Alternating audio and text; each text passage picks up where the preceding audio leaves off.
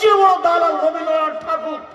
যেদিন আমাদের জাতি তিনি ভাই বোন জেল হাজতে থাকা ইংরেজদের হাতে, সেদিন রবীন্দ্রনাথ ঠাকুর লন্ডনে গিয়ে সে আনন্দ ভর্তি করে।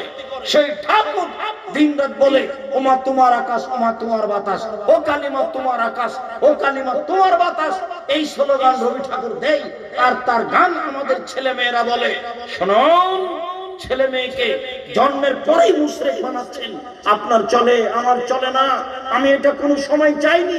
আমি বলেছিলাম আজ থেকে নিয়ে 25-30 বছর আগে, তোর বাপের আকাশ, এই কথা আমি বলেছিলাম। আমার নাকি ঠাকুরের মানের হানি করা হয়েছে, তাই সিলেট কোর্টে 5,000 টাকার মামলা করা হয়েছিল। আমি যখন কাঠগড়ায় উঠলাম, তখন আমাকে জজ বলল, আপনি কি পিস টিভির আলোচক? আমি বললাম জি হ্যাঁ। তখন জজ বলল, আপনার মামলাটা খারিজ করে দিলাম। তখনই মামলাটা বাতিল করে দিলেন। এই ঠাকুর আপনার কাছে প্রিয় হতে পারে, আমার কাছে কখনো হয়নি।